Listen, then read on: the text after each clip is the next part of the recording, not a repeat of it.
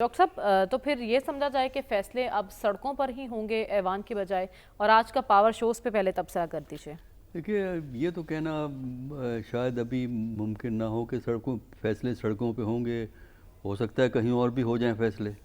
کوئی پتہ نہیں ہوتا آپ کو پاکستان کی سیاست کا۔ جہاں تک آج کا جو ہمیں اندازہ ہوتا ہے کہ یہ بھی پی ٹی آئی کافی کوشس پلے کر رہی ہے اس سٹیج کے اوپر، کہ ٹھیک ہے گفتگو میں بعض ممبران ذرا زوردار تقریر کرتے ہیں، بیان بھی دیتے ہیں، لیکن ہم نے دیکھا ہے کہ 26 نومبر کے بعد سے پالیسیز میں کچھ تبدیلیاں ہمیں نظر آئی ہیں۔ کچھ لچک کی آپ بات کر رہے ہیں، نرمی؟ نہیں، لچک کا لفظ میں نہیں استعمال کروں گا، یہ صرف یہ ہے کہ تھوڑا سا جو پرانا سٹائل ہے اس کو چھوڑ کے کچھ نئی چیزیں ایڈاپٹ کرنے کی کوشش کر رہے ہیں، نئی اسٹریٹجی۔ تو وہ اگرچہ ابھی تک کامیاب نہیں ہوئے ہیں مکمل طور پر، لیکن ہمیں نظر آیا، دیکھیے ڈائیلاگ کی بات انہوں نے شروع کی تھی، وہ نئی بات بن سکی، اب اس پہ آپ بحث کرتے رہیے، حکومت ان کو ذمہ دار دیتی ہے، یہ حکومت کو ذمہ دار قرار دیتے ہیں۔ ہمیں پتہ ہے کہ دونوں کی نیت میں خلل تھا، حکومت کا بھی اور ان کا بھی۔ پھر اس کے بعد آپ جب لاہور میں انہیں جلسے کی اجازت نہیں ملی، جو کہ ہمیں پہلے سے اندازہ تھا کہ جلسے کی اجازت لاہور میں نہیں دیں گے، وہ کیونکہ پنجاب میں تو کوئی ایکٹیویٹی کی اجازت مل نہیں سکتی، تو اس پہ بھی اتنا زیادہ شور نہیں مچایا، ورنہ بیان بازی ماضی میں اگر جائیں تو بیان بازی خوب ہوتی تھی۔ اس دفعہ انہوں نے زیادہ بیان بازی لاہور کے حوالے سے نہیں کی ہے کہ ہمیں اجازت نہیں ملی، اور اس جلسے میں بھی جو تقاریر ہوئی ہیں وہ کافی کوشس ہیں، تو اس کا مطلب یہ ہے۔ لیکن ڈاکٹر صاحب اس کے ساتھ ساتھ خطوط لکھنے کا سلسلہ بھی جاری ہے، تو خط لکھنے کا مقصد اور ان خطوط کی کوئی اہمیت ہوگی آپ کی نظر؟ دیکھیے خطوط کی تو اہمیت اس وقت ہوتی ہے نا جب گورنمنٹ چیخنا شروع کر دیتی ہے، ورنہ خطوط لکھے جاؤ وہی ہے کہ جو بیان آپ زبانی دیتے ہیں وہ آپ لکھ کے دے دیتے ہیں،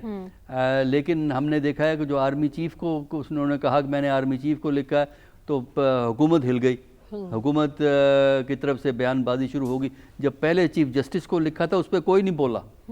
آرمی کا جہاں ذکر آ گیا آرمی چیف کا، وہاں پھر گورنمنٹ بھی بولنے لگی، اور بھی لوگوں نے اس پہ تبصرے کیے،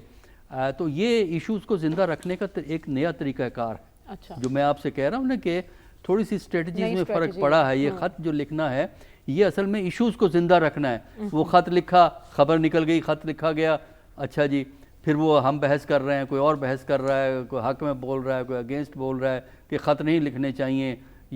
لیکن یہ ہے کہ ان کا مقصد پورا ہو گیا، کیونکہ ایشو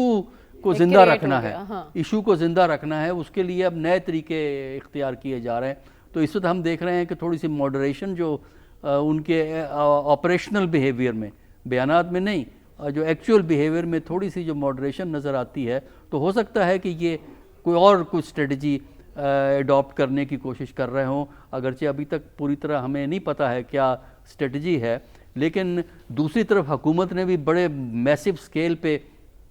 آج 1 سال کی سالگرہ میں ایڈورٹیزمنٹ چھاپے ہیں، اچھا ٹی وی پہ بھی گفتگو ہوئی ہے، تو یہ جو ہے ہمیں دونوں طرف کچھ انداز نئے ہمیں نظر آتے ہیں، نئے نئے انداز نظر آ رہے ہیں، دیکھتے ہیں اب آئندہ اس کا کیا اثر ہوگا۔ کتنے بھاتے ہیں انہیں۔ ڈاکٹر صاحب حکومت تو دعوے کر رہی ہے کہ ہم عدم استحکام کے باوجود معیشت کو ٹریک پر لے آئے ہیں، شرح سود میں کمی ہوئی ہے، پھر مہنگائی سنگل ڈیجٹ پر آ گئی ہے، آپ 1 سالہ کارکردگی کو کس طرح سے دیکھ رہے ہیں؟ دیکھیں حکومت کو تو ایڈوانٹیج ہوتا ہے نا کہ اس کے پاس اسٹیٹ ریسورسز ہوتے ہیں، اس پہ پبلسٹی کرنے میں کوئی اتنا مسئلہ نہیں بنتا، پیسہ اویلیبل ہوتا ہے، ریاست کا ہی پیسہ خرچ ہو رہا ہوتا ہے نا۔ لیکن ڈاکٹر صاحب یہاں میں کہوں گی عمران خان صاحب نے بھی کہا تھا کہ ملک دیوالیہ ہونے سے بچ گیا، البتہ ترقی نہیں ہوئی، ترقی رک گئی ہے۔ دیکھیں ابھی مجھے بات تو کرنے دیں آپ،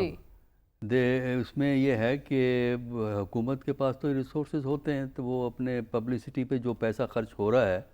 یہ بھی تو کہیں وہ باہر سے جو ایڈ آئی ہوئی اسی میں سے خرچ ہو رہا ہوگا نا، کیونکہ آپ کے ریسورسز تو ہے نہیں۔ دیکھیے پاکستان کی اکانومی میں صرف اتنا فرق پڑا ہے کہ جو آپ کو باہر سے پیسہ ملا ہے اس کی وجہ سے جو ڈیفالٹ کا خطرہ تھا وہ اب اپنی جگہ نہیں ہے، لیکن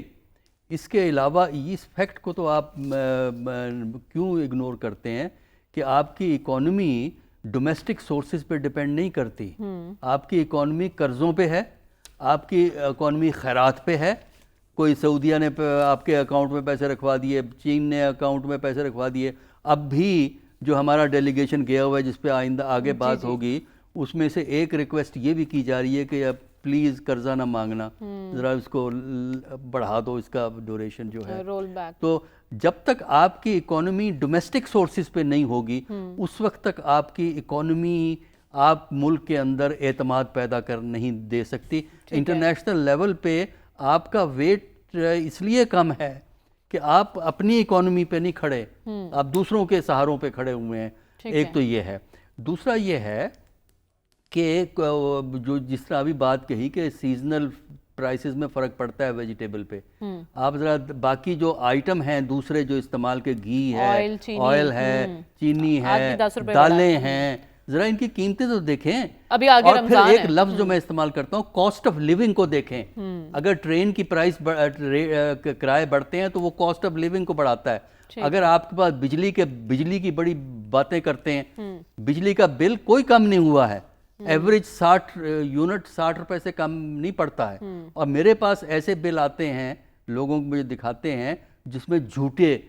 ڈیٹا اس میں ڈالا ہوا ہوتا ہے. مجھے پتا ہے بہت سے بلوں کا کہ اگر بجلی والے سن رہے ہیں تو مجھ سے آپ رابطہ کریں، میں آپ کو بل دکھا دوں گا. کہ آپ کی نظر میں اتنی اطمینان بخش کارکردگی کوئی نہیں، دیکھیں عام آدمی کے لیے اکانومی کے کوئی کام نہیں ہے. ہاں ایک جو انٹرنیشنل ڈائمینشن ہے اس میں بہتری آئی ہے. اس میں بہتری آئی، ڈاکٹر صاحب یہ مان رہے ہیں.